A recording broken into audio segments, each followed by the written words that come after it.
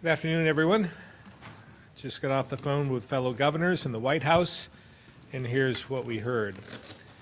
Dr. Walensky talked about the CDC and the FDA's decision to approve boosters for anyone 18 and older, which Vermont had already moved forward on. Dr. Fauci stressed the importance of getting boosters because of some waning immunity. He pointed to a study in Israel that suggested that protection for those who got boosted is 11-fold higher against infection and 20-fold against severe illness. The chair of the NGA, Governor Hutchinson from Arkansas, along with a number of other governors, asked about the supply of rapid tests. And the White House indicated they were putting millions into purchasing more, which they hope to quadruple supply by December. They also reported that Merck and Pfizer antiviral pills could be approved by the FDA within the next couple of weeks. Next, as you know, yesterday I brought the legislature back for a special session in order to consider a bill, which I signed this morning, by the way, as a compromise between our extreme differences of opinion regarding COVID strategy. Legislative leaders believe we need to return to a state of emergency, impose a statewide mask mandate, and a host of other restrictions. I don't. But as you've heard me say repeatedly, masking when inside in public spaces is a good idea right now because masks work. But at this point in the pandemic, mandates won't. And I think they'll be divisive and counterproductive. That's why I've been clear. At this point, I see no reason to re-implement broad mandates on Vermonters. We have the highest vaccination rate and one of the lowest hospitalization rates in the nation. At the request of the League of Cities and Towns, I offered a compromise to the legislature to give municipalities the authority, if they choose, to pass their own mask rule. As a reminder, we gave municipalities the same option last year. Several took advantage without any major issues arising. If they choose to again, it's their choice. If they don't want to, they don't have to. That doesn't change the fact that, as we've done for the last several weeks, along with the CDC, we'll continue to encourage wearing a mask indoors and especially around people you don't know. I also saw, along with the olive branch I offered, the Senate passed a resolution calling on me to take, quote, all possible public health measures to reduce COVID-19 spread.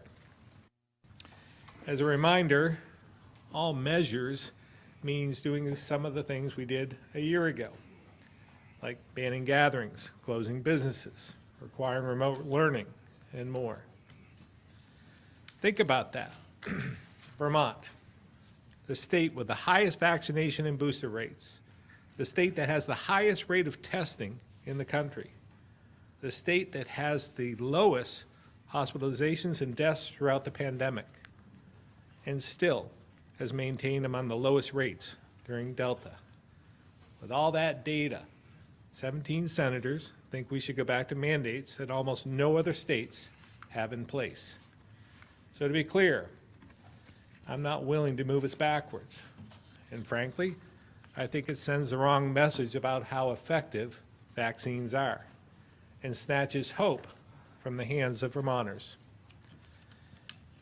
We know so much more about this virus today than we did months ago, and who's most at risk.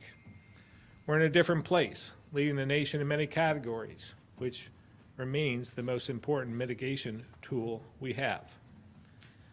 That's why my team continues to make vaccines and boosters as accessible as possible.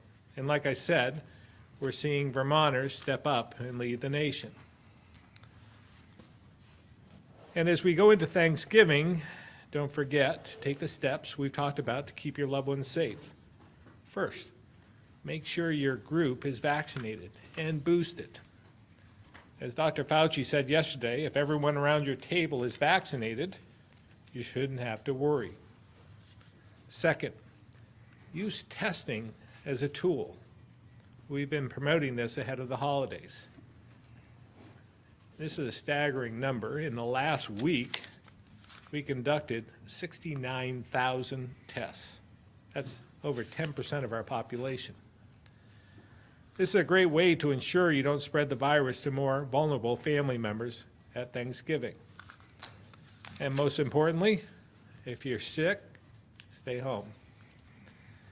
I know you want to see your family and friends, but if you have symptoms, please don't take the risk of spreading to vulnerable family members.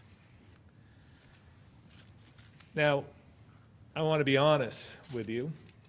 As a result of Thanksgiving, we will probably see a higher number of cases next week and the week after. So we're asking you to help us keep that spike as low as we can, and especially focus on protecting the elderly. Lastly, I want to express my thanks to Vermonters who continue to do the right thing. We'd be in a much different place if you hadn't stepped up and done your part. And thank you to all those who serve your community through your work or by volunteering. I know everyone is tired of dealing with COVID, but unfortunately, it's going to be with us for quite some time, just like other viruses like the flu. But doing your part and getting vaccinated has made a huge difference and will continue to help Vermont from going through what many other states and nations have.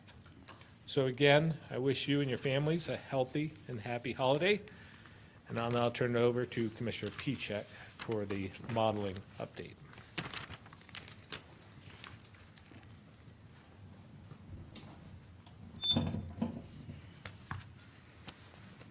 Thank you very much, Governor, and good afternoon, everybody. So looking around the country and the region, we can see that COVID-19 cases are on the rise, up about 15% across the board in the U.S. and up about 27% in New England. Here in Vermont, you'll see that cases have remained steady this past week. They are elevated at that higher level than we've seen, but up only about 4% over the week. So good that they remain stable after seeing those 2 weeks previously of case growth here in Vermont. Looking a little bit deeper into those numbers, you can see on the next slide, although cases are up 4%, as the governor said, testing is up quite a bit this week, up about 16%. So that has actually driven down our positivity rate over the last week or so. That, as you know, is something that we've been looking at closely. What's the amount of testing that's occurring? What's the positivity rate to try to get a sense of if infections and if the virus is more or less prevalent in our community. So that is certainly a good indication there that we're not seeing the positivity rate go up as testing increases. So again, we'll keep a close eye on that, but some good signs there in our data. When we look at the next slide, you'll see that the rates among those that are not fully vaccinated and those who are fully vaccinated continue to be quite wide. Right now, it's 4.4 times greater, so 4.4 times greater for those who are not fully vaccinated in terms of those who are fully vaccinated. And you'll see that their rates went up about 11% this week, while the fully vaccinated rate declined slightly, down a little bit more than 1%. Again, looking a little bit more closely at our case data by age, you can see that the age group that has been leading in terms of the highest case rates for much of the Delta wave continues to do so, that 5 to 11-year-old age group. Their rates are about double all of those other age groups that we have here on the chart, so they continue to be high, although you do see that they as well have been flat for this past week as well. So really critical, as you can see, to get that age group vaccinated as quickly as we can. And as you'll see on the next slide, we are off to a good start when we look to ourselves compared to the rest of the country. Vermont, as of today, per the CDC, is #1 in terms of 5 to 11-year-old vaccinations at about 30% of the eligible population. You can see that much of New England is doing very well, too, in terms of the uptake of the vaccine among that age group. So very critical to get that population vaccinated. They're seeing the highest case rate still, and hopefully once they are fully vaccinated, that will have a favorable impact on our cases. Another important age group to take a look at is that 65 and older group. So you can see here over the last 7 days, the 65 and older cases have actually gone down 14%, while all of the other age groups have gone up by varying degrees.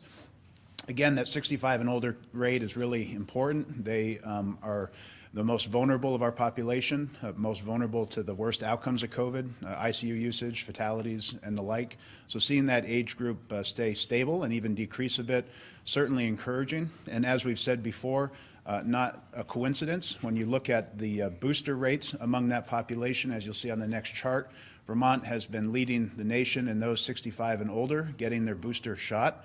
Right now, a little bit over 61% of those who are 65 and older who are fully vaccinated have received their booster, and that rate has been pretty consistent there, as you see on the slide, and has continued to be higher than the national average, outpacing the national average, and continues at a steady state. So encouraging sign there as well in terms of getting the most vulnerable their booster shot. Looking around Vermont in terms of geography, you can see that the areas of the state that have had higher case counts remain higher, as particularly the Northeast Kingdom, although there has been some improvement in Orleans County week over week. And then the southwestern part of the state with Rutland and Bennington County, cases still remain elevated there. Looking across at our higher education campuses, things are pretty quiet, or at least consistent with what they have been. About 55 cases reported this week, down from 60 cases last week. And good to see that those have leveled out after there was a little bit of trouble a couple of weeks ago on campus where we reported over 100 cases. So things pretty stable across the college campuses. And again, with their 95% vaccination rate, not all that surprising. Looking at our long-term care facilities, you'll see that the numbers are down overall when we look at the active outbreaks. So 181 down from 218 last week. The number of active outbreaks are 12, down from 15 last week. But again, many of these cases appear to be among staff. When you look at the next slide, you'll see that the rates among residents of long-term care facilities have continued to remain low and are trending down over the last week and 2 weeks. So again, good news there, consistent with our 65 and older data, that those that are the most vulnerable continue to have their rates stay steady, or in both of these cases this week actually go down. Looking at statewide hospitalizations, you'll see that they are up. The 7-day average is up about 17%. And then similarly, the vast majority, this week 69% of those in the hospital were among those that were not fully vaccinated. Looking at our ICU numbers, you can see that they are up likewise 12%. Even greater percentage of those taking up ICU beds are not fully vaccinated, about 78%. But again, when you look over the last 6 or 7 weeks, you can see the ICU numbers have fluctuated up and down, but they remain in that sort of constant area, which is good. And again, we think attributable to that 65 and older group having a really steady rate during this period of time as well. Looking at the next slide, this is looking at the availability of ICU beds across the state, looking at the number of COVID patients in the ICU, and then looking at the number of non-COVID patients in the ICU. So availability on the trend side has ticked up a bit over the last 7 days, which is certainly good news. You can see the COVID numbers have remained pretty steady. And then you'll see that the vast majority of people in the ICU are being treated for something other than COVID. And those numbers have increased over the last 3 or 4 months as more and more people are requiring hospitalization for things other than COVID, and that includes the ICU as well. Looking at the fatality numbers to date, we did unfortunately lose another 11 people this week, 7 of which were date of death did occur in the last 7 days, 4 of which were from a previous week. But that does move our number up to 30 deaths for the month of November for Vermont. And then turning to our forecast, you'll see that as it relates to last week, we're trending right sort of in the lower end, kind of in the middle of the forecast. So that was certainly good to see. Last week, if you remember, we trended on the higher side of our forecast. So again, consistent with some good news here in the data that things are consistent. But again, we're at a high level of cases. So as the governor said, important to be careful this week with Thanksgiving upon us. And as you'll see from the current forecast for the week, still not anticipating cases to go down. And Thanksgiving does provide a lot of uncertainty in terms of its direct impact that it will have on our cases here in Vermont and around the region as well. And finally, turning to our vaccination scorecards, you can see that on vaccinations, we continue to be at the top or near the top in many of these metrics. We mentioned also among 5 to 11-year-olds, we are at the top in Vermont in terms of first dose, so good news. And then finally, on the booster doses, we mentioned how we're #1 on 65 and older, but uptake across the population is nation leading, which certainly is a good sign. But again, as we've clarified, anyone 18 and older, 6 months out, eligible for a booster, and important for everyone across the population to get one, not just those who are the most vulnerable. So with that, I'll now turn it over to Secretary Smith.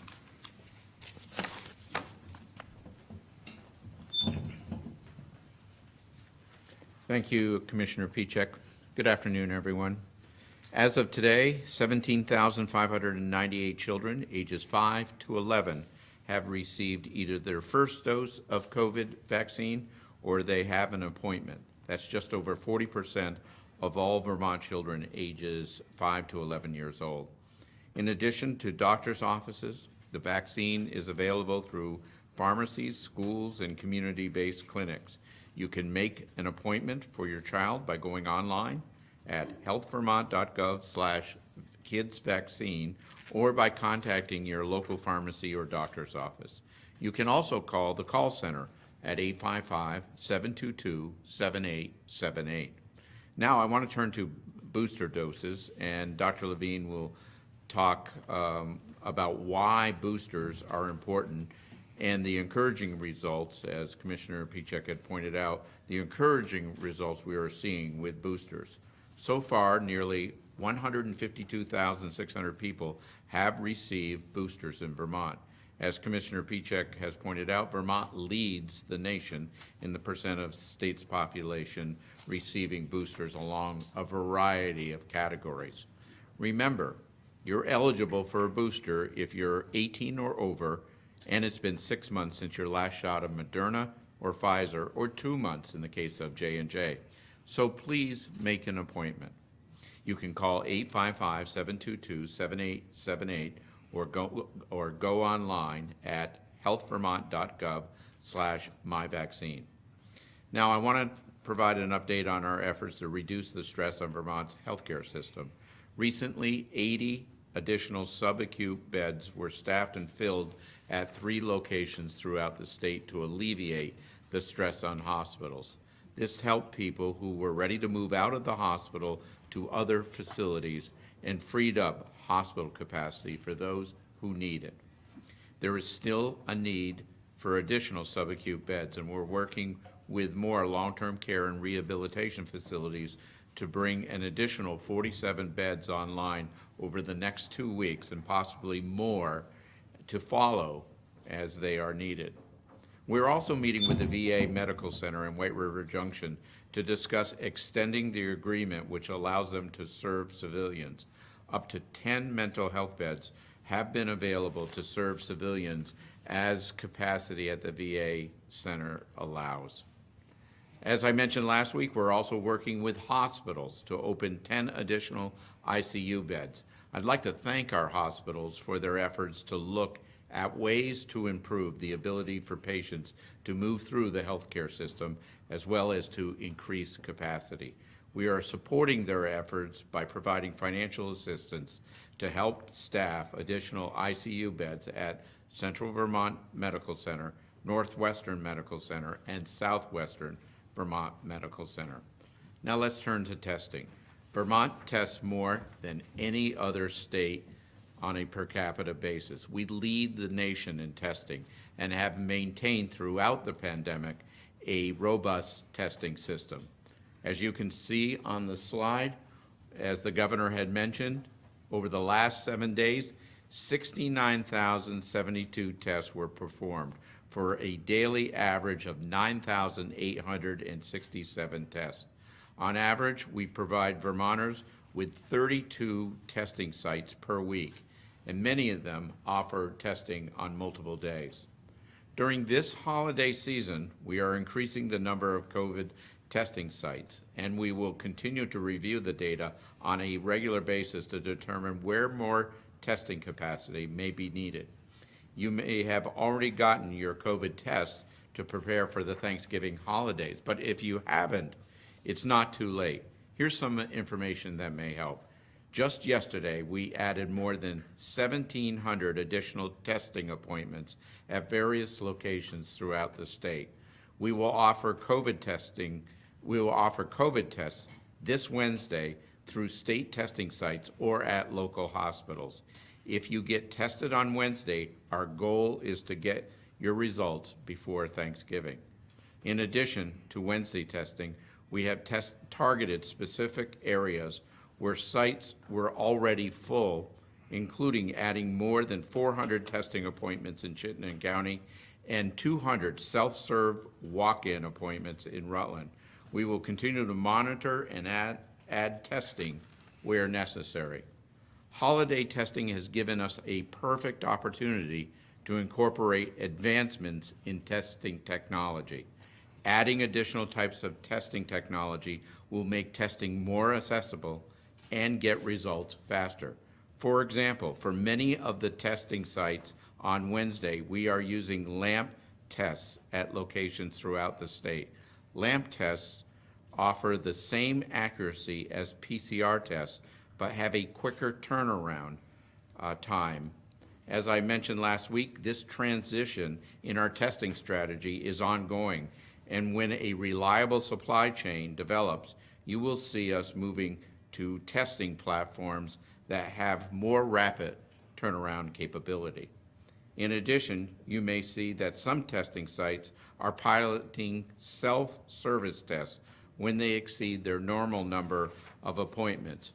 More than 1,500 self-service kits have been distributed to 10 testing sites to be used over the next 2 weeks. We also encourage Vermonters to use rapid at-home antigen tests, which are available at local pharmacies or online. We are confident that with careful monitoring and by adopting new testing options, Vermonters will be able to get a test this holiday season so they can gather safely with their family and friends. Also, if you're looking for a test this week, remember to check out your local pharmacy or hospital. Many hospitals now consistently offer testing, including Copley in Morrisville, Gifford in Randolph, and SVMC in Bennington. Please make an appointment to get tested by contacting the hospital directly.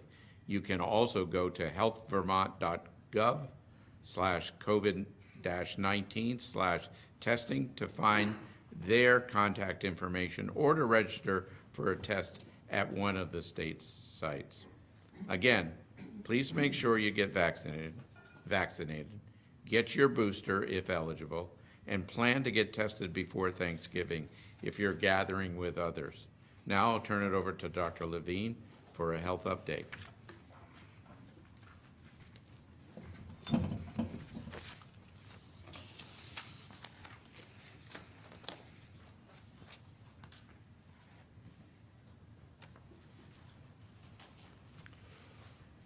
I likewise am going to start off today with boosters. As you know, Vermont expanded booster eligibility last week to everyone 18 and over who met the time requirements, 2 or more months after the J&J shot, or 6 or more months since your second shot of Moderna or Pfizer. This was done to make it as easy as possible to get boosted without any barriers. The FDA and CDC followed suit late last week. And I'm glad to reaffirm that the data shows booster shots are working. Vermont has the highest uptake of booster shots among those 65 and older. When we look at our case rates, that population now represents a smaller percentage of cases, only 10 to 12% on a given day. Remember, this older population is higher risk, so we are protecting those who most need it. And this is in turn also protecting the capacity of our healthcare system to be able to serve us all without having to cope with overwhelming numbers of patients with COVID. Now, the need for a booster does not mean the COVID-19 vaccines have failed to do their job. Do not let anyone try to convince you of that. They are highly protective against the worst effects of COVID. But the protection we get from a vaccine can start to wear off over time. Booster shots are incredibly common for many vaccines and can increase our protection against those viruses. Indeed, a number of vaccines through the ages have consisted of a 3-dose initial series. For COVID-19, booster shots are especially important for those at higher risk who got vaccinated early on. Like the majority of Vermonters who fall into this category and were vaccinated very early in this year. And at a time when COVID transmission is high, when we're indoors more and getting together over the holidays, boosters really do benefit us all. The shots are free, safe, and widely available, so if it's time for your booster, get the most protection possible against COVID-19 and make your appointment today. Visit healthvermont.gov/myvaccine. We're also excited that nearly 40% of kids age 5 to 11 in Vermont have had or are signed up for their vaccine. I hope that parents and caregivers who have not yet made an appointment see the experience of others who are embracing the vaccine. To give kids more freedom and keep them healthy.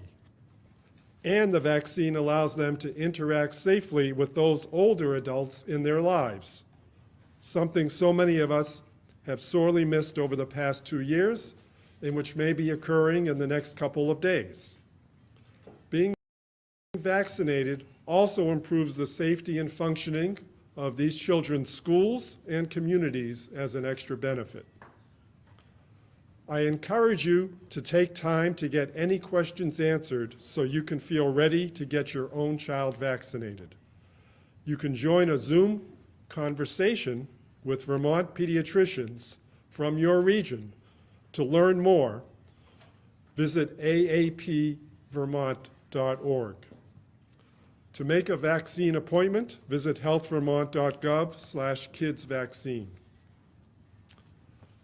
You all know Thanksgiving is on Thursday, and I certainly want to add my wishes to all Vermonters to have a happy and healthy holiday. Enjoy your time celebrating with others again this year while taking precautions to protect friends and loved ones around your dinner table. Remember, the smaller and more vaccinated your gathering is, the safer it is. Pretty simple and straightforward advice.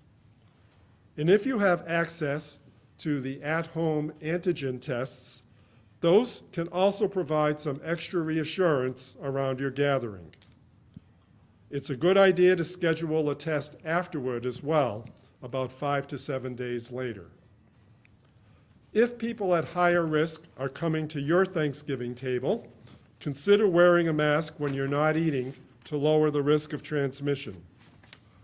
And most importantly, as always, if you feel sick, even with mild symptoms, please stay home. I know how difficult it can be to change plans and miss out on festivities, but with the high levels of COVID in our communities right now, this means you could possibly have a chance that you have the virus. And getting your friends or family sick and maybe seriously ill is just not worth the risk. Now, this guidance is not only for Thanksgiving. I encourage everyone to keep it in mind as the holiday season continues. If you're considering planning or attending any holiday, social, or workplace gathering or other event, the more vaccination and testing you insist upon and do, the better. The smaller the group, the lower the risk. If you're getting a group together, consider finding a bigger space to allow people to spread out. And encourage people to wear masks where appropriate. And employers should take similar steps to ensure the safety of their staff, especially those who will be in close contact with the public. Unfortunately, as the governor said, we do expect to see more cases after Thanksgiving. So the more we can plan ahead for keeping the holidays safe, the healthier we will all be. My final note is on the flu, speaking of steps to stay healthy. We're already seeing cases of flu in Vermont. Not a lot, but we've already seen some. So it seems that unlike last year, we will have a flu season. We are well behind last year's record-setting uptake of flu vaccinations. So if you haven't already, get your flu shot. This year is actually similar to 2019, with about 193,000 shots by this date. Just to compare, last year at this time, there were 255,000 doses administered. The largest gap seems to be in those ages 18 to 64. Getting a flu shot will help you avoid having to miss school, work, or your favorite winter activities. You can even get the shot when you get a COVID vaccine if you want. Please do this as soon as possible. The very last thing our healthcare system needs is a surge of flu on top of COVID. I'll turn it back to the governor now. Thank you, Dr. Levine. Now open it up to questions. Starting with folks in the room. I don't know if this is for the governor or Dr. Levine or whoever would like to answer it. Given how much COVID transmission there is right now, do you know how many people in Vermont have yet to be infected? And will it take getting them all infected or vaccinated to end this thing? Yeah, it's an interesting question. I asked the same one not long ago because I kept wondering how much wood is left to fuel this fire. And the answer was higher than I expected because there are still a number of people unvaccinated at this point in time, so upwards to 100,000 maybe unvaccinated, maybe a little less.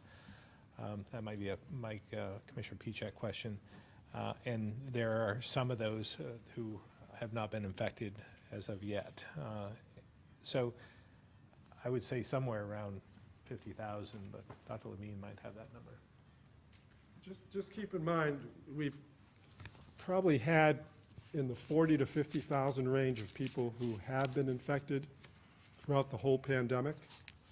Then we have this huge number, 500,000 people who have been vaccinated, and many of them never had an infection that they were aware of. We have 50,000 unvaccinated adults, and we have whatever percentage of the 44,000, 60% of the 44,000 kids that are not yet vaccinated, and then a smaller group of kids under age 5. So there still is, as the governor kind of alluded to, plenty of fresh, uninfected people who have never been vaccinated that this virus can still find, and it is very adept at finding them. We know that for a fact. But the reality is, even if we think about 40 to 50,000 people in Vermont having been infected, that's not a high percentage of the state, very low. And we think before Delta, it was 3 or 4% of the state had actually had an infection. So vaccination is protecting a heck of a lot of people from that. Probably a question for Dr. Levine. You mentioned LAMP tests. I'd imagine some people might be questioning what those are, how they work, and how that's different than an antigen test, but also having the same accuracy as a PCR test. Yes, great question. So there's this category of tests called NAAT, nucleic acid amplification tests. The PCR is the one we all recognize, and that's the one we've used to rely on throughout the pandemic. Turns out, though, there are several other more progressive now technologies that include LAMP that still go under the rubric of nucleic acid amplification tests. So they share the same sensitivity and accuracy for diagnosis, and if you will, they can be a substitute for the PCR, which is our gold standard test. So these are not antigen tests. These are nucleic acid amplification tests. And so the LAMP is another variety, and the thing that differentiates it for the purpose we've been talking is you can get the result back the same day. Now, there are PCR tests that several of our hospitals can get results back on the same day with special equipment that will do that, but the LAMP can do that in a very user-friendly way. So if you want to know what the LAMP stands for, it's loop-mediated isothermal amplification. But it's, again, same nasal swab, nothing different in what you do to get the test. It's just a difference in the ability of us to get a quicker result. These are not widely available, and as the Secretary alluded to, these are tests that, if the supply chain were different, perhaps every state in the country would just convert to doing them, especially if the cost came down as well. But at this point in time, they're not part of a great supply chain. Are we seeing any reduction in booster shots right before Thanksgiving because people are worried about side effects?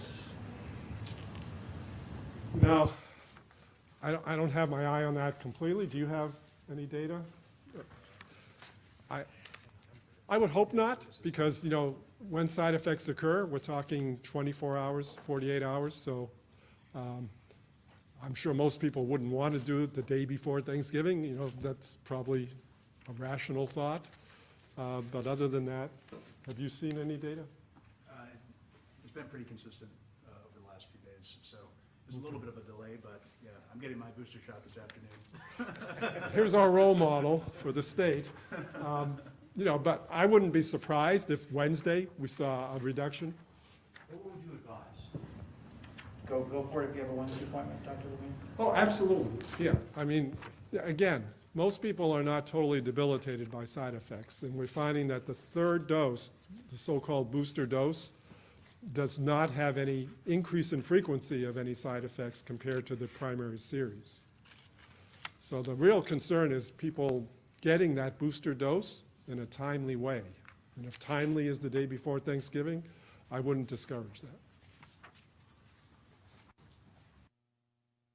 Capacity be consistent through this week and Friday, Saturday?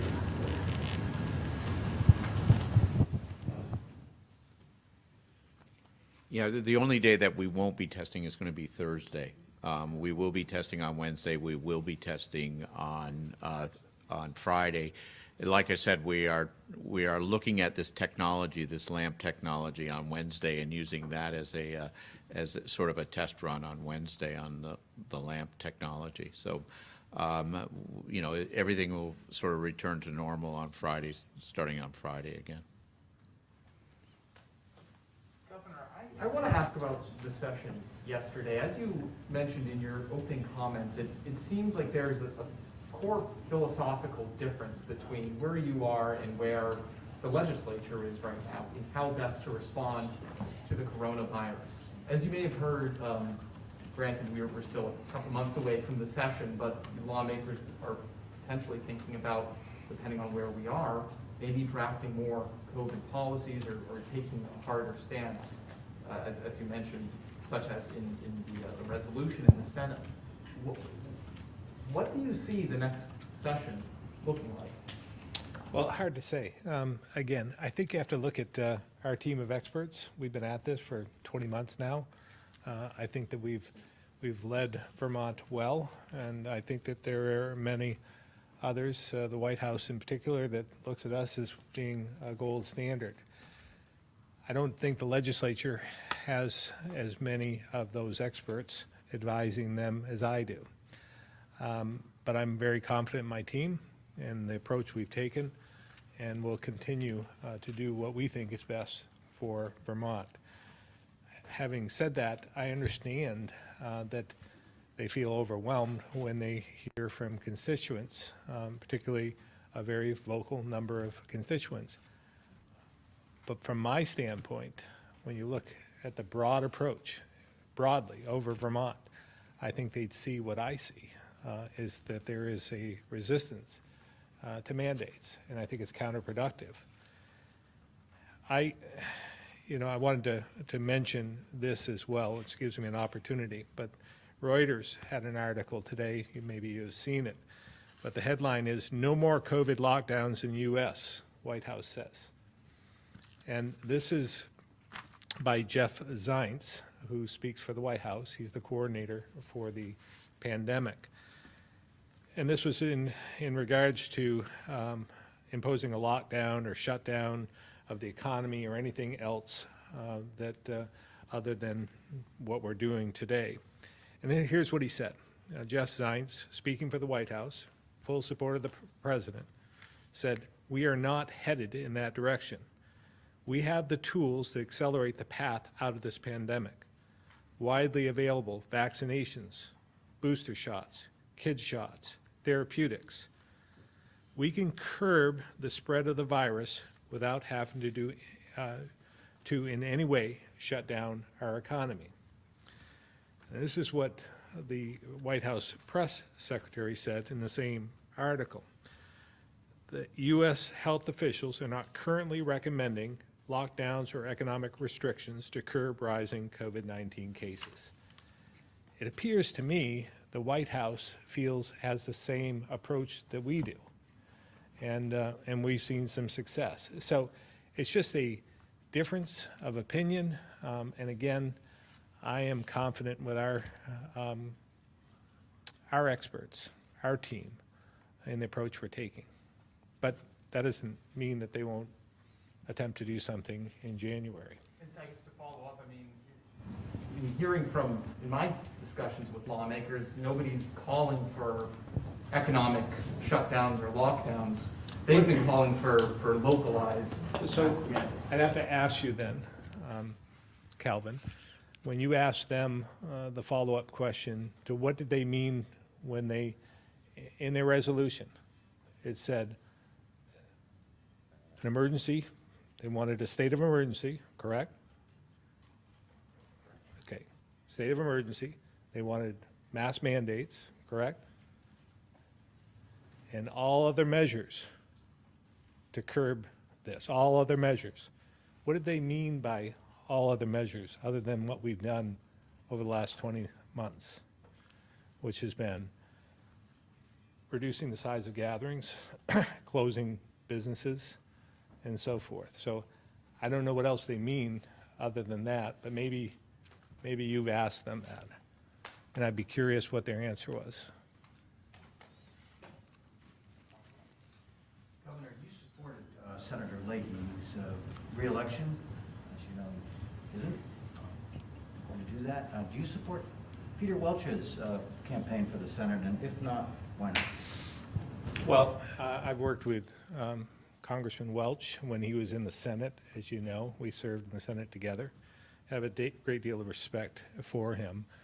But we have a long ways to go before the election. I would expect there will be a number of other candidates stepping up for this possibly once-in-a-lifetime opportunity after 46 years.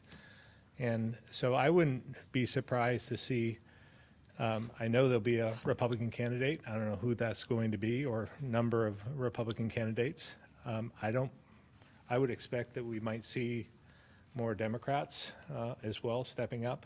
We might even see an independent, maybe a moderate centrist business person, who knows? So I think it's a little early to talk about whether I support someone or not, but I've had a good relationship with Congressman Welch, and we'll see what happens. Are you helping to recruit or talking with anybody to encourage? I have not at this point, no.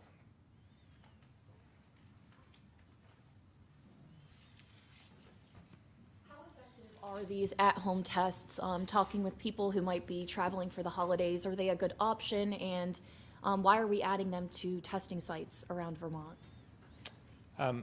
Yeah, I think the antigen tests are a good method at this point, not as effective and accurate as PCR tests, but certainly the turnaround time is much quicker.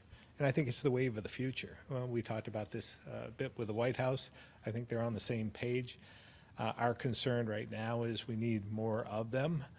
And hearing other governors on the call this morning, particularly from the Northeast, we're all suffering from that. Governor Mills from Maine, Governor Baker, amongst others, have said we could use more of the inventory.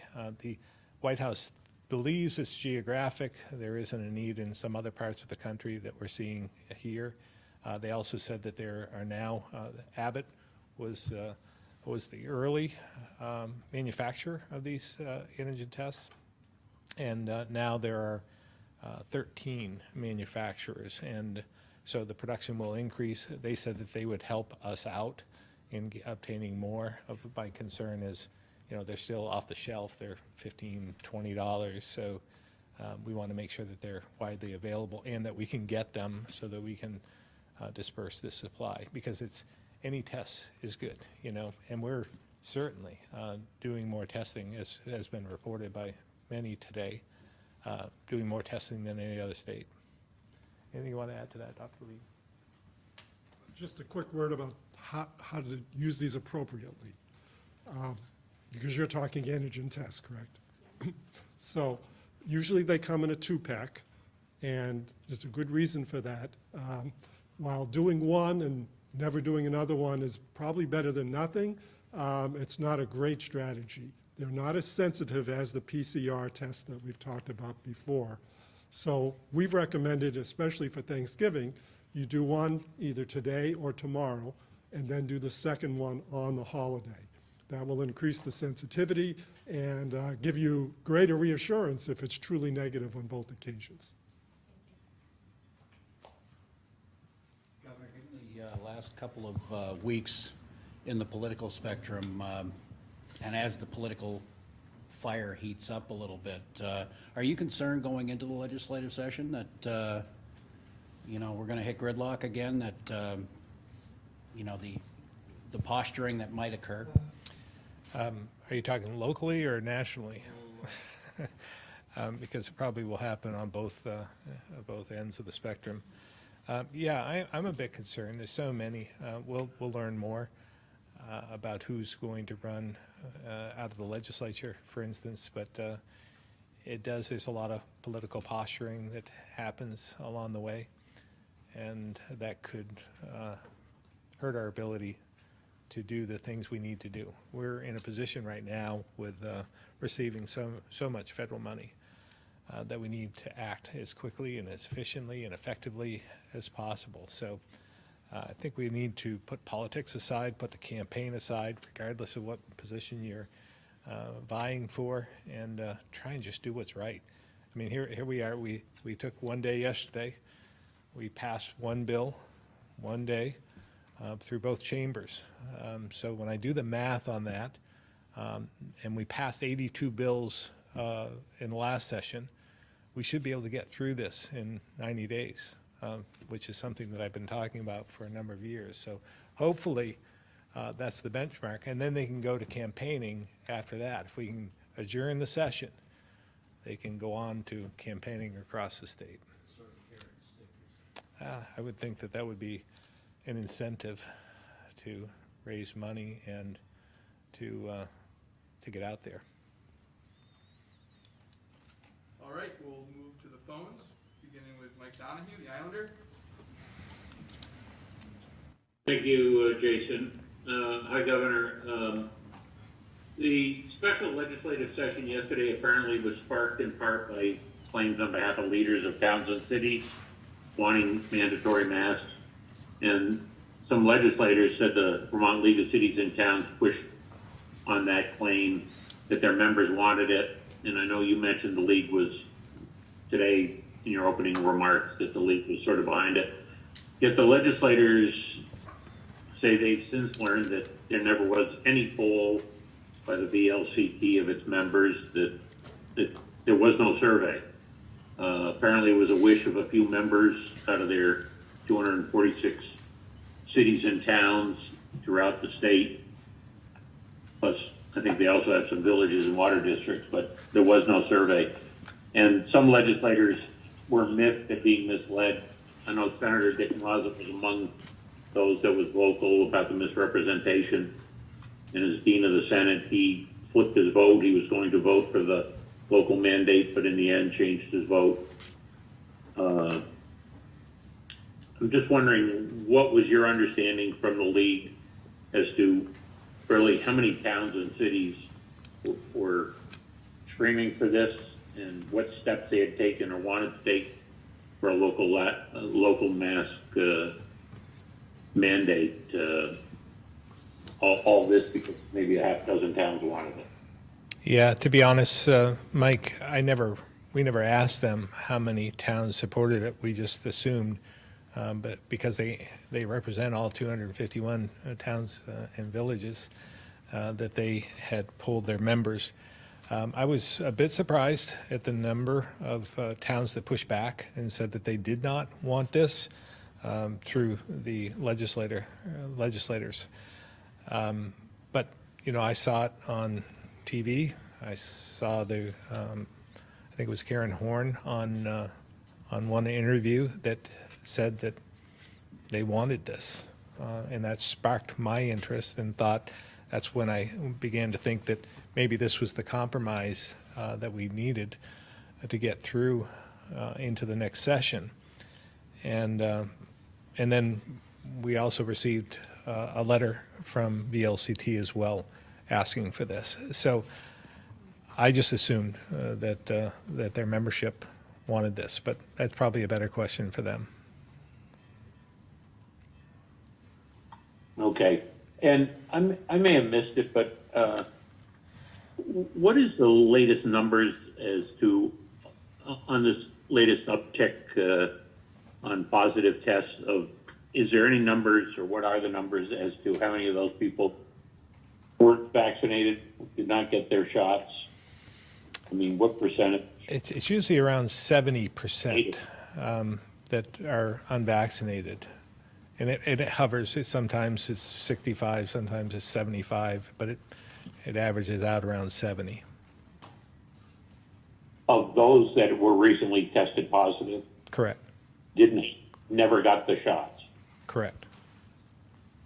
It's the same with hospitalizations, about the same rate.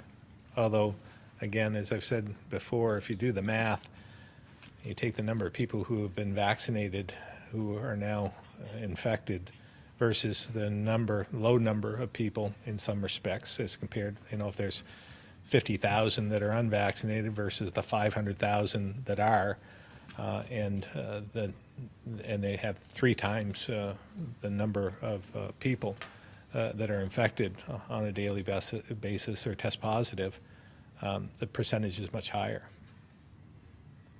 So, I mean, when you think about that, it's like 10, 11 times more likely. If you're unvaccinated, it's 10 or 11 times more likely you'll end up either in the hospital or infected. Sure. Okay, very good. Thank you very much. Hope you Thanks. have a good Thanksgiving. You too. Lisa Loomis, the Valley Reporter. Good afternoon. I've heard you guys today talking about rapid testing, and the White House is speaking more. What's actually going to happen when there are more rapid tests available? How will people access them? Can you clarify what Secretary Smith said about take-home tests being available for Thanksgiving? Will there be regular access for the public to free rapid tests? Yeah, we're hoping so, but there are some on the shelves. But again, I think it's in short supply right now in the Northeast for whatever reason. But again, on the call with the White House today, it appears it's geographic. Many areas in the country don't have that problem, but they said that they would help us out in that regard. I'll let Secretary Smith answer the rest. Lisa, just to avoid any confusion, testing is rapidly becoming many sort of different tests. As Commissioner Levine talked about, as Dr. Levine talked about, we are test driving LAMP tests, which are PCR-like tests, but have a fairly significant short turnaround this week on Wednesday at multiple testing sites across the state. The take-home tests are PCR tests. You basically, what you do is you get a test kit, you swab yourself, you put your swab into a vial, and then that vial is collected and sent to a lab, so it's a self-administered test. the antigen tests as they come in, I think we'll start seeing them at the various sites across the state. As you remember, I talked about last week that we're really evolving our testing capabilities to be faster, with faster results as we move with the different technologies that are evolving as well. We see a lot of promise with LAMP tests, with antigen tests as well, and we'll try to introduce those as soon as there's a supply chain that's reliable. We don't really have a supply chain that's reliable. The governor has mentioned that the White House wants to help out on that, and that's something that we're very, very thankful for, is that supply chain firming up so that we can move in the direction that we want to move into these rapid tests, whether it's a LAMP test or an antigen test. Thank you. And while you're at the podium, any progress or updates on a Mad River Valley, Sugar Bush, Warren, Waitsfield Sure. testing facility as we move into winter? Yeah, I talked to various people within the agency, and we would be excited to add a testing opportunity into that area. We're going to look at it right after Thanksgiving, Lisa. Okay, thanks very much. Hope you all have a nice Thanksgiving. Tim McQuiston, Vermont Business Magazine. Hi, Governor. I just bought an antigen test, and it's the first COVID-related thing I had to buy, and it wasn't cheap. It was $25. Is there a thought of bringing that into the, the state's been picking up, the federal government's picking up all the COVID-related costs, and that, $25 would be significant if you had to do it several times. Any thought about how the cost could be rolled into that for the antigen test? Yeah, I mean, a number of governors this morning had spoken about that and the costs associated with that, and we're looking at all different options, but we need the inventory first. I think the more the capacity is built, the more inventory there'll be, the less expensive it'll be as well. So there'll be many, many different options available, whether it's this PCR-like LAMP test. That would be the most accurate and give us the results much quicker. But the antigen tests are viable as well, and they're getting better as time moves on. So this is the future, and we're going to have to figure out how we do this. I'm not sure that we're going to be able to, the federal government is going to be able to pay for every test in eternity, but we'll see as the change in technology, the advancement in different testing procedures, where this lands. It's going to be lucrative for someone to come up with new ways to have an instant test that's accurate. So again, I don't have any answers for you, but we are looking at this from the National Governors Association standpoint and trying to work with the White House. Okay, as far as the local mask mandate, are you concerned at all, we're entering a very important economic season for the state, that it could in some way crimp economic activity at all? I don't see that as a problem. We went through this again before. We gave this option a year ago to municipalities, and there were probably a dozen or so, maybe more, who took advantage of that. And I'm, just anecdotally, I just don't see that it's going to be widespread. You may see a number of the larger communities taking advantage of this, but I don't see that it would prevent any economic loss as a result. It's Okay, just and it's a mass mandate, right? There's nothing else they can do. Yeah.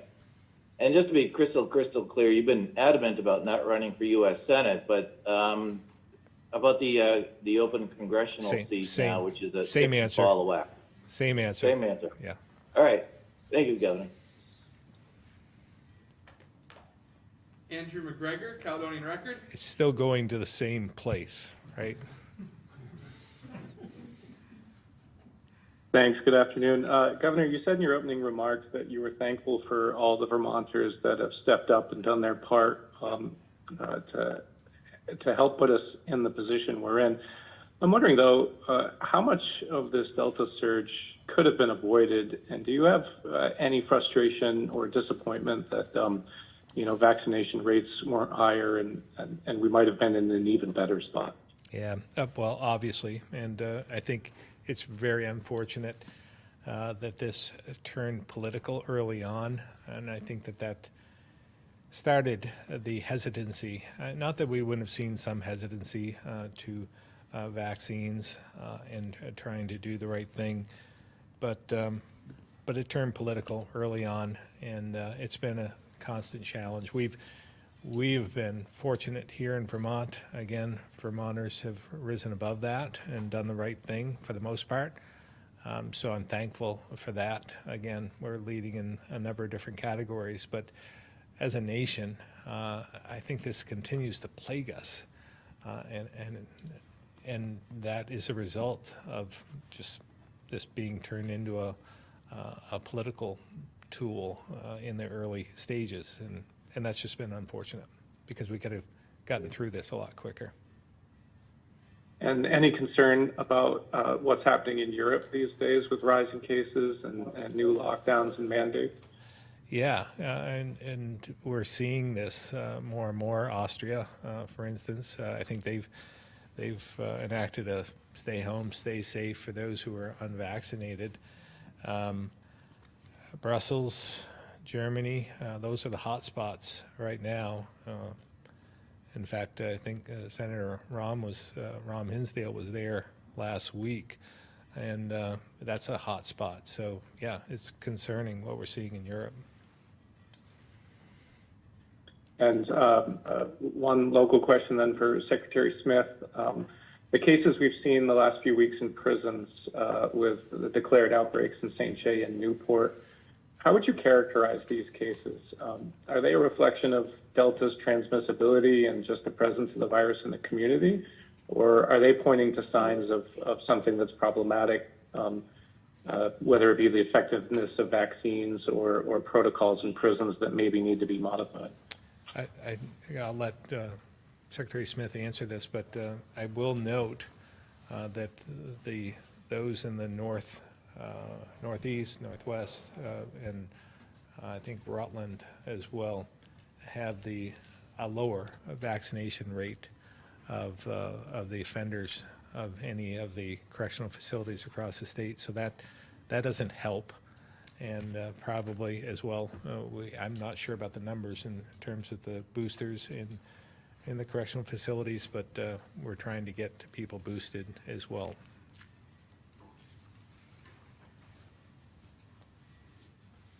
I think to answer your question directly, I think it really does reflect, the virus comes into the facilities. The facilities have been doing a great job, probably the best in the country in trying to curb the transmission within the facilities, but it does enter through the facilities, and it does enter,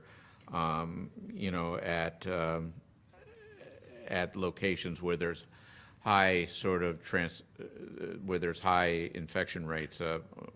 Orleans with Northern, obviously, has been a particular one that we've been looking at. I think, one of the things that vaccines have done for us is to contain the spread. Earlier we would see, an infection rate, then we'd have 180 that would be affected right away. We're seeing, pockets of infection, but we're seeing really a containment of that infection as we move forward. We still do the isolation techniques, we still do the separation techniques that we've always used, and they seem to have a good impact on it. In terms of boosters, you got to remember most of our population is younger, so their boosters are in accordance with the CDC guidelines 6 months after Pfizer and Moderna, and 2 months after J&J. I spoke with the commissioner on Monday, saying we need to look at the boosters, and he has assured me that we're going to be boostering those facilities as soon as the inmates are eligible, and I expect that to happen within the next few days, few weeks, in terms of trying to get anybody that's eligible boosted in those facilities. Okay, thank you very much. Pete Hirschfeld, VPR. Am I muted, Jason, or can you hear me? We gotcha. Governor, Secretary Smith referenced the 17,000+ 5 to 11-year-olds who've been who've either received a vaccine or have been registered for a vaccine. The vast majority of those kids were signed up in the first week, and registration uptake or volume has slowed pretty dramatically since then. And I'm wondering how worried you are at this point that vaccination rates in that age group are going to be what you had hoped they would be come February, March. Yeah, well, again, this isn't unexpected. Although we lead the nation in the number of 5 to 11-year-olds receiving vaccinations, we knew that this was going to be a difficult category. And I think that the pediatricians have stepped up. They're trying to counsel parents to do what they feel is right. But it's a tremendous responsibility being a parent and deciding for your kids what is best for them. So I think some are just taking a little bit of time, wanting to see, those early, in the early stages, a number of people, a number of kids have received their vaccinations. And I think we'll see that they give them more comfort after they see the results of that over a couple, 2-3 weeks. And we'll see more gradually receiving vaccinations as a result. But yeah, I mean, we want to get that category, as we've seen, as Commissioner Pichek had shown on a graph, that's where we see the highest level of infection at this point in time. So it's incumbent upon us to try and get them vaccinated. Dr. Levine, anything you want to add to that? Just to reiterate that it is a big decision for parents to make. So we had a third of the country surveyed said they would go right away to get the vaccine for their kids. We've already exceeded that in Vermont, so that's wonderful. But there is that middle group that wants to wait a little bit longer and survey things and make sure that the safety is what it was touted to be and all of that. So on the one hand, I get it completely, but on the other hand, every day I look at our reports of our cases, and 20, sometimes more than 20% of our cases every day of the week are in that age group, below 12 years of age. So I just hate for those parents to wait so long that their kid ended up becoming one of those cases, and then had all the disruptions in their life that being a case, leads to. So again, the pediatricians are really doing a great job. If you missed their forum in your region of the state, they're all on the AAP website, so you can watch it at your leisure. And I'm sure that the questions you have as a parent are answered there, because so many parents have so many of the same questions. So just keep that in mind and watch the video of what went on during the town forum to get a real good acquaintance with how effective and safe the vaccine is in this age group, and how well the concerns that parents we know have can be responded to. Thank you. Thank you all very much. Aaron Patenko, Vermont Digger. Hi. The Department of Health recently put out new action levels for PCV testing in schools. I was wondering if Dr. Levine could comment on what went into that decision and what that kind of means for schools going forward, particularly Burlington High School, which we've seen has action levels well beyond that 100, I think it's nanograms per milligram or something, limit. Sure. I wouldn't use the word new action levels. These are newly created action levels. This is an entire legislatively determined program of testing schools and keeping kids safe that is just being unveiled. I know the situation has been, very challenging for all concerned, especially the Burlington school community. And obviously, what happened in Burlington was made especially hard because we were in the middle of a pandemic as well. But whether it's COVID, whether it involves lead, whether it involves PCBs, our interests are first and foremost in the health and safety of our children and the teachers and the staff who work in our schools. And our goal throughout the process is to work with school districts and communities to find the best and most safe way for our children to have their best school experience possible, which they all deserve. The memorandum that we put on our website really lays out the PCB action levels and the contributing science behind them.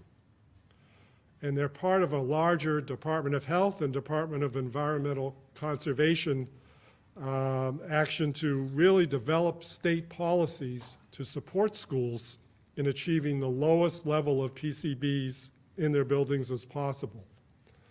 And this material that we put out was really the foundation for the regulatory framework that is just being developed per the legislation and the testing requirements that were established to go along with it.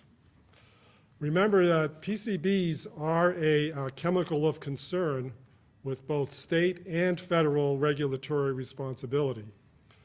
So the state action levels are for the air in the school. Burlington wasn't part of a comprehensive testing policy. At the time, they were considering doing construction work, and so they had their building materials tested. And those are regulated by the Environmental Protection Agency, the EPA. So if Burlington wants to consider using their existing buildings, which are all known to contain PCB materials in them, they obviously have more work to do with the EPA and to gather more data to understand what their options might be. I want to make sure that everyone understands that there are screening levels, which just are what the testing program will all produce, and that those screening levels are to enable us to know where there may be a problem. The action levels were used and developed using science and data by some of our most experienced colleagues at the health department and around the country. And let me be clear, I stand by their work and believe that it is quite valuable and will in the end prove to be quite protective for our youth. I also have a question about the Department of Health data summary that comes out every other week. I saw this week that it has now been kind of pared back to just a kind of a handful of data points on breakthrough cases and the total number of cases in the state based on the fact that we are doing much less contact tracing now. Does it concern you that we have less data now on things like outbreaks, demographics of new cases and other factors that used to be tracked through contact tracing? Is some of that data being collected by the department but just no longer being released? That's something else that I'm not clear about. Yeah, so to be clear, most of what was in the data summary will still be available. There are clearly outbreaks being followed because we talk about them frequently, and so that data is still available. The case-by-case data, which has been in aggregate since the very beginning of the pandemic, much of that requires some of the results of what occurs in those phone calls that the contact tracers do. So at a time when we couldn't add to that data because of the reduction in the direct contact tracing, we didn't want to publish anything new in those areas that would have been impacted by that. So it's really a small proportion, actually, and even in the current caseloads, the amount of data that would have come in that would have markedly changed any of the data that you were used to looking at was probably not going to be very impactful. But the data that you need to go forward is still going to be there on an every other week basis. Okay, thank you. Ed Barber, Newport Daily Express.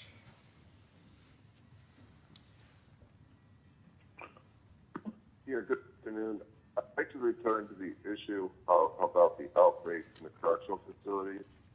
You did suggest, Governor, that it involved the vaccination rate among inmates.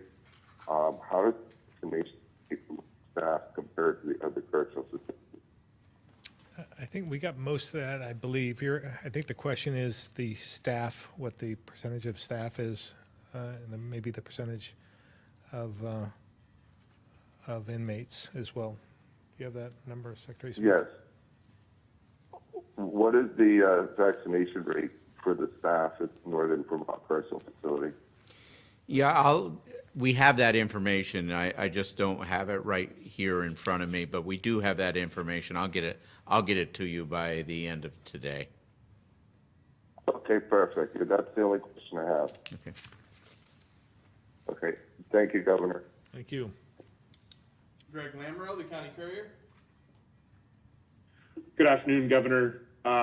Starting in just a couple weeks, Vermont's going to have winter sports in high schools. I know you're leaving a lot of the rules up to high schools and supervisory unions, but I'm wondering if you think that those who want to attend should have to show proof of vaccine.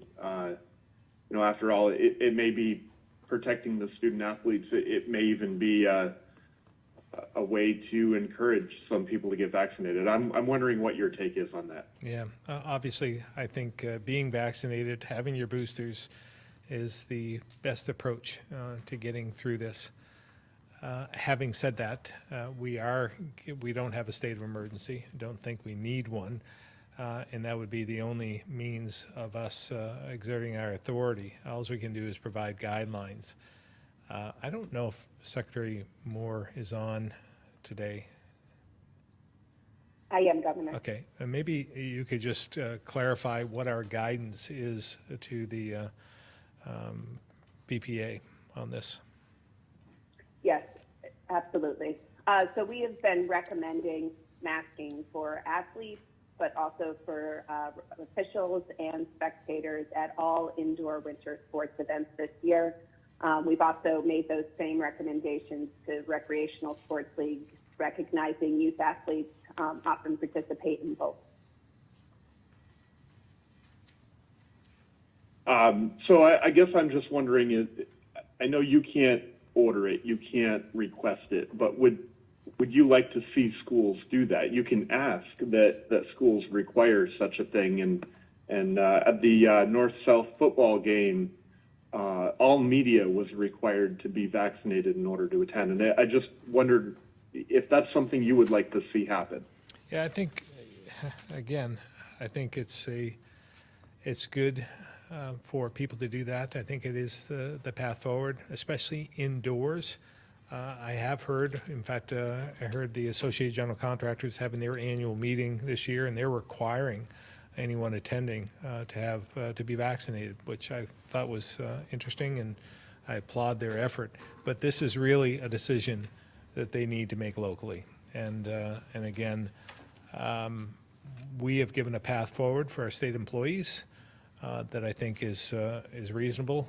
We believe that they should be vaccinated, but there is an exit ramp, so to speak, and that is testing and regular testing and masking. So again, that's the path we've taken. We haven't made it mandatory. Okay.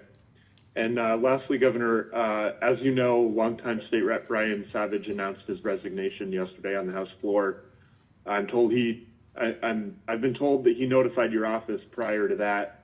I'm wondering how the search for a replacement's going, and if you wanted to comment a little bit on Brian's departure. Yeah, Brian, I've served with Brian. He did a lot of work for his community. Sorry to see him go, but I think that he has another opportunity ahead of him. In terms of a replacement, that will be forwarded from, we'll request the local Republican organization to forward 3 names to us for our consideration to replace Brian. That's the way it normally works. Whatever political affiliation that member was, we'll ask that local organization to send us 3 names for us to consider. Okay. Thank you, Governor. Happy Thanksgiving. You too. Tom Davis, Compass, Vermont.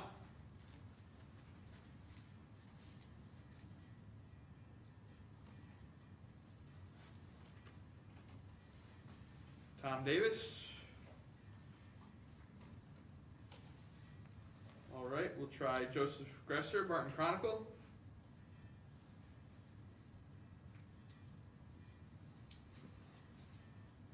Move to Courtney Lambden, 7 days. Hi, Governor. Can you hear me? We can. Okay. I actually have a question for Dr. Levine. Another follow-up question about the guidance regarding PCB levels in schools. Another follow-up for you, Dr. Levine. When did the state's review of these new standards begin, or the action levels begin? And when did the health department realize that this guidance might be changed?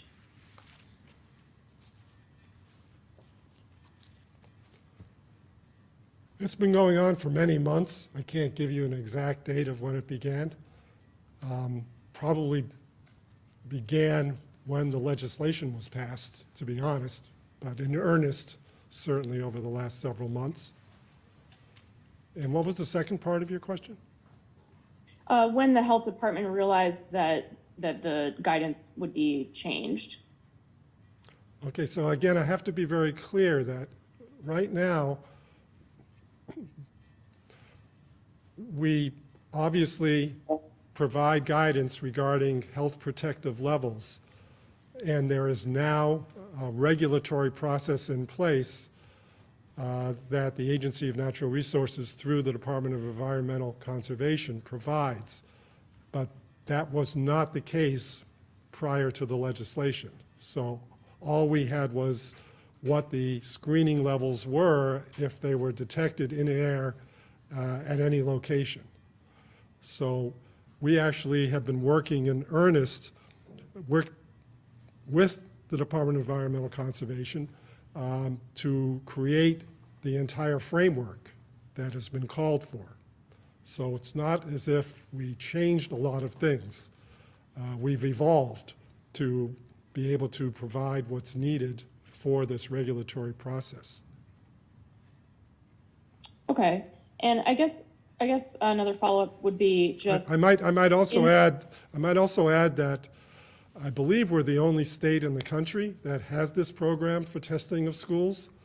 So we're certainly leading the curve in this arena, and have been working with experts around the country, and have worked with our colleagues in the Agency of Natural Resources and with the EPA as well, because a lot of this is breaking new ground and making sure that we do the most for safety with something that is contaminating our environment very pervasively in every part of our environment, and where you can, if you test, detect PCBs consistently across. So we have to be able to set levels that take into account what I would call this background level of PCBs in the environment that we're all unfortunately subject to because of what's happened to the environment. Right. Okay. And so during this months-long review that the state was doing, at any time did the state kind of reach out to Burlington, knowing that they were dealing with this problem, that the guidelines, that this review was happening, that the numbers could shift? Is there anything the state could have done to kind of give Burlington a heads up that this might occur, which could then maybe have prevented them from spending millions of dollars to retrofit a department store for high school and give up their plans to spend $70 million on renovating a school and build a new one? Like, they've kind of gone down this path. Is there anything the state could have done to kind of head that off or give them any guidance along the way? Actually, the state, I won't use the word the state, but the Department of Health has worked with Burlington very consistently for many, many, many months. And our teams continue to meet with them, with their consultants, with the EPA regarding the situation. And the implication of your question is that the action levels set would have changed the whole equation for what's going on in Burlington, and I would just have to dispute that. They have a number of buildings on the campus that all have levels of contamination that they are dealing with EPA and others with, and made their own decisions on. Our publication is only regarding the screening and action levels for health that are protective for health. So I wouldn't want the thesis to be that what we did all of a sudden should make Burlington change everything they did, and they wasted millions of dollars and caused lots of distress to kids who couldn't be in their school, because that's actually not an accurate reflection of the process. Okay, so I know that there are parents, though, that have brought up those exact concerns. What would you say in response to that? Well, I would have them continue to engage with their school community and have a great understanding of exactly why decisions were made, on what basis, all of the input that they've gotten from various consultants in the environmental arena and in the EPA, so that they can get a complete story, because I do think it's being misportrayed at this point in time. Are there any other misconceptions that you want to clear up now? No. Again, I've said before, our experts have used science and data to develop these protective levels, and their expertise is really unquestioned. Okay, thank you. Chris Mays, Brattleboro Reformer.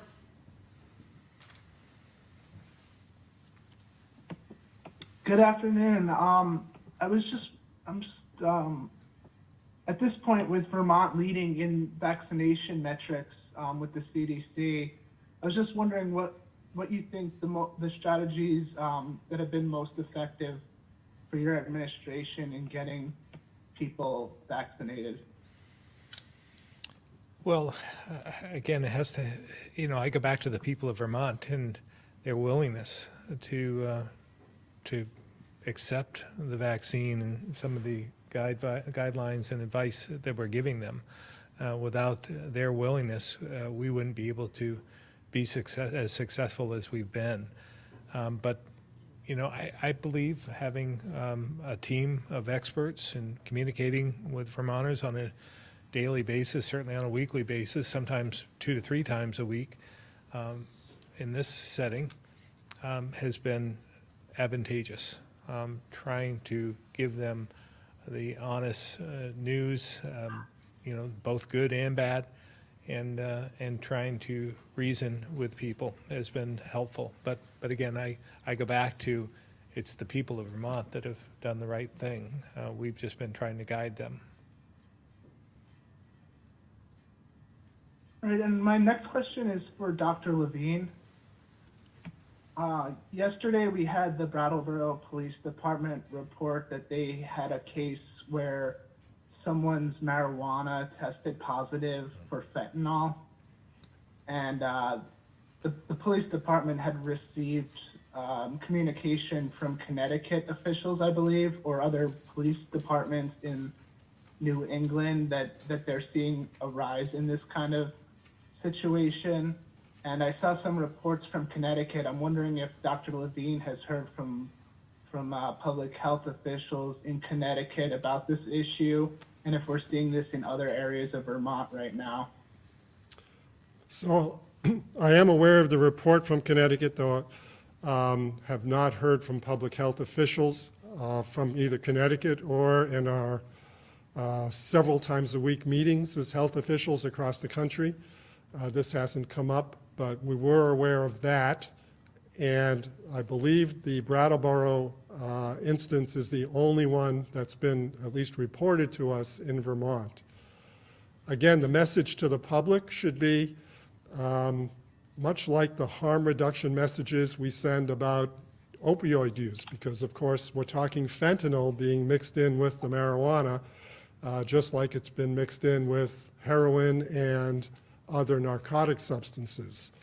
So again, if buying products on from a marketplace that's not part of a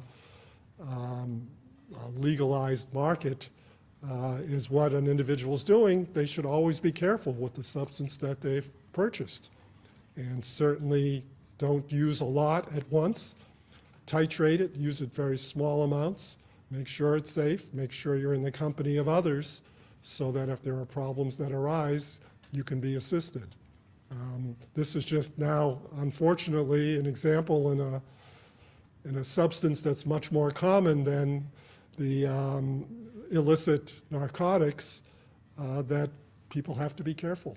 So it's a little bit of a wake-up call. Hopefully it's only a very random event and it's not going to be seen very frequently, but just the fact that we now have a report of it, and it seems like a very credible report, people should be careful. And I just wanted one quick follow-up. Are you aware if someone can overdose from just smoking a little bit of fentanyl with marijuana without like freebasing it? Because that question came into us and I wasn't sure if there. Yeah, that's a really good question. And I don't know if we have the science behind that yet to answer that question. Certainly, you can ingest fentanyl orally, and people often bake marijuana into brownies and cookies and other substances, so I would still worry about it. But I can't directly say that smoking it might have the same impact, but I could predict it probably would. Thanks a lot. Lisa, the Waterbury Roundabout.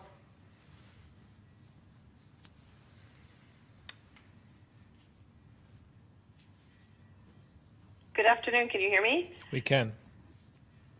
Okay, great. I have a data question and a testing question. Data has to do with the school information, which during Courtney's questions a few minutes ago, the new update for this week with the cases in schools was updated on the state website.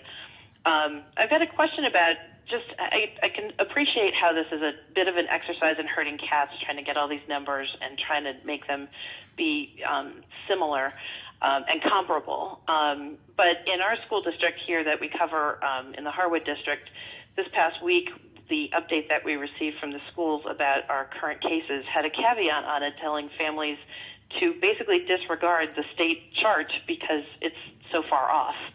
And I'm wondering if other reporters even on this call are noticing this, but it seems like the case numbers that are being reported on the state chart are really not keeping up with the numbers of cases that are coming in right now. I'm wondering if the problem is, more more expansive than what people appreciate at this point. For example, right now the state's reporting that our school district has 15 cases, when in fact the schools have reported 27 cases. I think 26 of those in the time period that the data on the state website is purportedly accurate through. So that's about 45% off just in one school district. So it just kind of makes me wonder, how does the data match up with all the other school districts around the state right now.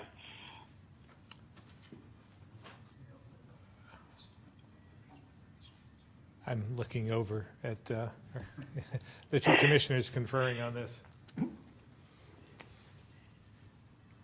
So I can't tell you which number is correct and which number is not. Some of it may be timing, some of it may be contact tracing that's been done within the school that we weren't yet aware of. Some of it may be related to the fact that we count cases that present in a school and are transmitted within the school, and maybe there were cases that were in the community that we would not have included in the school outbreak, even though we include them in the case count.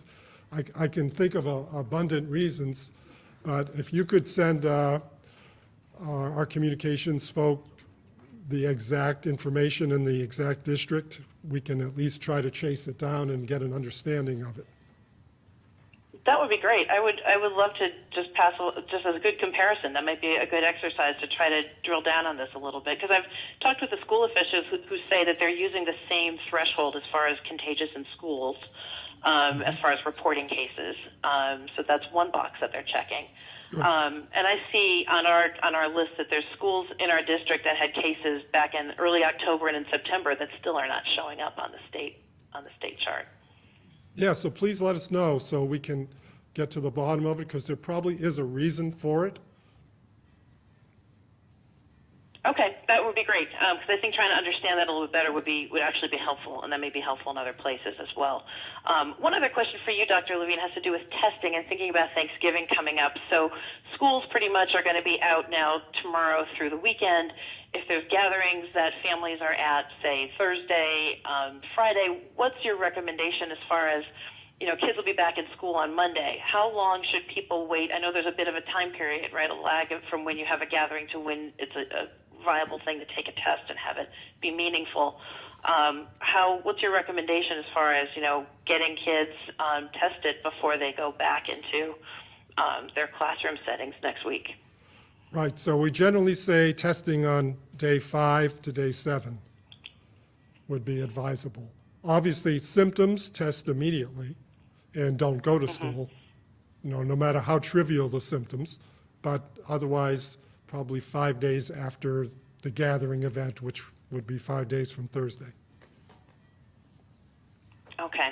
Thank you very much. Have a nice Thanksgiving, everyone. Guy Page, Vermont Daily Chronicle.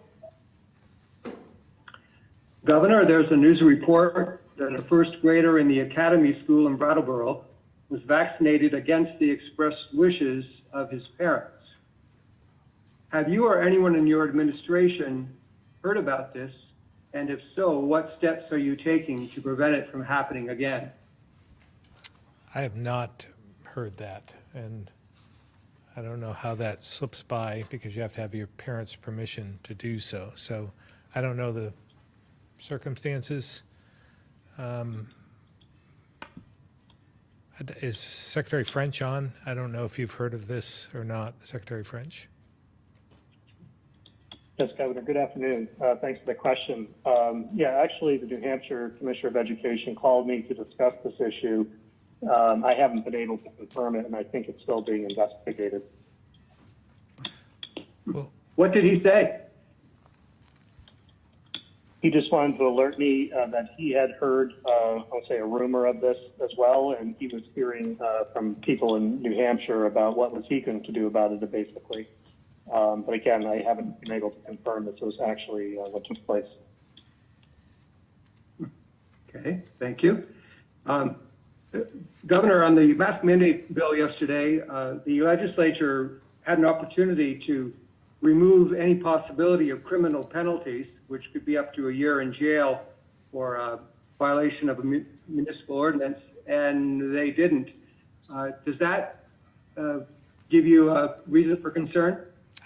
I understand why it was presented technically, but again, we went through this before. We went through this a year ago with the municipalities and gave them the ability to put these mask mandates in place, and there was no issue at that point in time.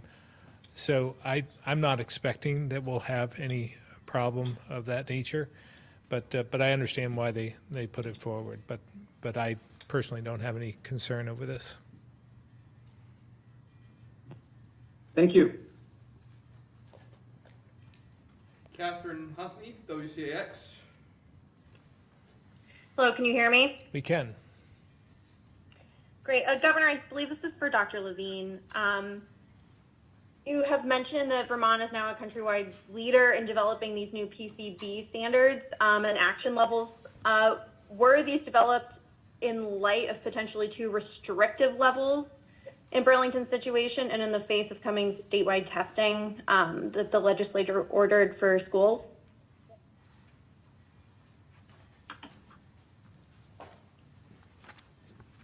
These were really developed independent of any of the concerns regarding Burlington. Okay, and do you have any more messaging, I guess, for parents who just are really concerned about what their kids are going through, going to school in a Macy's? Going to school, what? Oh, at Macy's? In a Macy's department store, yeah. I really don't. I think the city of Burlington did what they thought was best regarding protecting the health of their kids. They needed an alternate location. They came up with one. I think it's, again, everything our team here on the stage has been saying all along is our kids need to be in school. So even if they're in a building that isn't the school they remembered being in, but it is their school, that is far preferable than not being in school. Thank you. All right. Thank you very much. And we'll see you again next Tuesday. Have a very happy Thanksgiving and reflect on the good things that are happening in the world because there are good things happening. Thank you.